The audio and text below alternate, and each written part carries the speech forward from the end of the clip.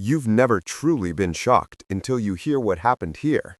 A story involving a preacher, a man of God, someone who once stood and still standing before the nation, preaching the gospel of Christ.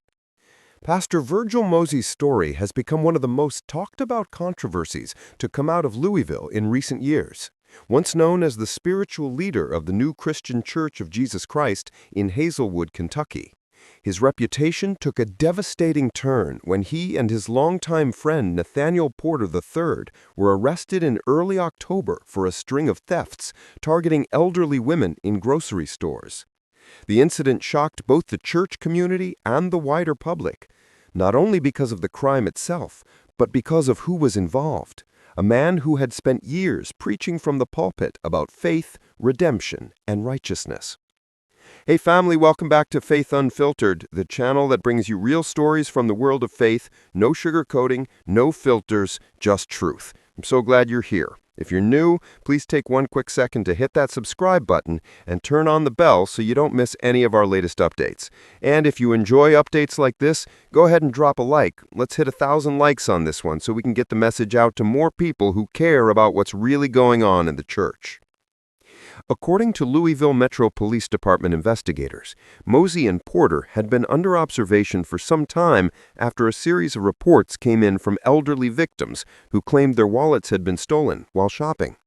Surveillance footage revealed two men walking into stores, blending in with ordinary shoppers, and then focusing on unsuspecting women, often elderly and alone. The men would move close enough to take wallets from open purses or shopping carts, then leave the stores quickly without making any purchases. After stealing the wallets, the two would reportedly go to local pharmacies and convenience stores, such as Walgreens, to use the stolen credit cards. Instead of buying large electronics or high-end merchandise, they allegedly purchased multiple gift cards, a tactic often used to make stolen funds harder to trace. Police say the pair even changed clothes between thefts to avoid being recognized. These repeated actions created a consistent pattern that helped authorities connect the crimes across different locations. When the police finally arrested Virgil Mozee, he was reportedly preparing to head to church for Sunday service. For those who knew him personally, the news was unbelievable. He was a pastor, a man called to guide others spiritually, yet he was being accused of preying on some of the most vulnerable members of society, elderly women.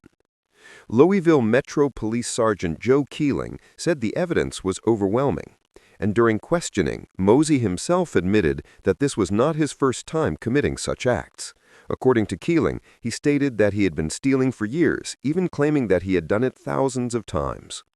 The charges brought against Mozee and Porter were serious. They faced accusations of theft by unlawful taking, fraudulent use of credit cards, engaging in organized crime, and trafficking in financial information. What made the situation even more troubling was that this was not Mozee's first encounter with the law.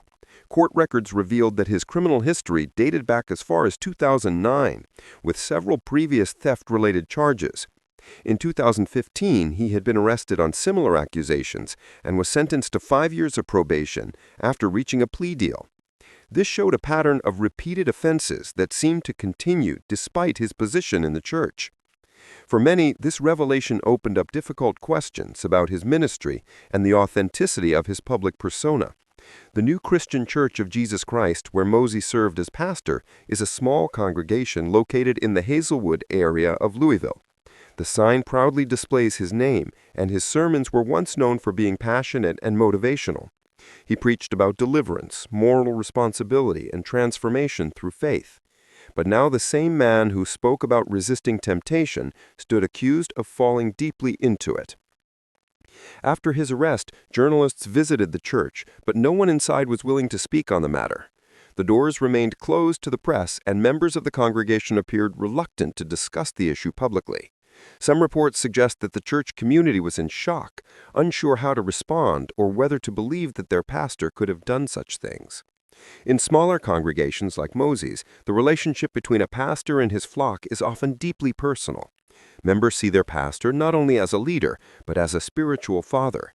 That is why this scandal hit so hard. It was not just about crime, but about betrayal and loss of trust. The public reaction was equally strong. Many people expressed disappointment and anger on social media, calling for accountability and justice. Others, however, pointed to the Christian belief in forgiveness and redemption, suggesting that even a fallen pastor could repent and be restored. This was difficult for many to accept, considering the gravity of the allegations. Targeting elderly women, people who are often physically weaker and less alert, is widely regarded as one of the lowest forms of theft. Police officers handling the case have identified at least 3 confirmed victims so far, with a 4th incident under active investigation. However, they suspect that there could be many more who have not come forward. It is common for older victims to misplace their wallets and assume it was their own mistake, not realizing they were targeted by professional thieves. Authorities have urged anyone who suspects they were victimized to report it immediately to the police tip line. The more the case unfolded, the more questions people began to ask about the man behind the pulpit. Who really was Pastor Virgil Mozee? How could someone with a record of criminal activity rise to a position of leadership in a church? Did the congregation know about his past? Publicly available records do not provide a clear picture of his family background. There's no verified information about whether he's married or has children. Some who knew him in passing described him as a charismatic man who could easily win people's trust. This trait, while valuable for a preacher, may have also been what allowed him to deceive so many for so long. Investigators revealed that Mozee and Porter had known each other for years. They were described as longtime friends who met at a gym, bonded over fitness, and eventually worked together in what police now describe as an organized theft operation. Their methods were strategic, deliberate, and repetitive, suggesting not a spur-of-the-moment mistake, but a well-practiced habit. This revelation about Mozee's double life has brought wider attention to the issue of integrity among religious leaders. Over the years, there have been several cases of clergy misconduct, ranging from financial scandals to moral failures. Each case serves as a reminder that being in a position of authority does not make one immune to human weakness. However, the gravity of this particular case lies in its predatory nature. These were not random crimes, but deliberate acts targeting those least able to defend themselves. From a moral perspective, the situation highlights the tension between forgiveness and accountability. In Christian theology, forgiveness is central, but so is justice. Many in the community believe that Mozee's actions, if proven true, must carry consequences. At the same time, others hold out hope that he can find redemption if he truly repents.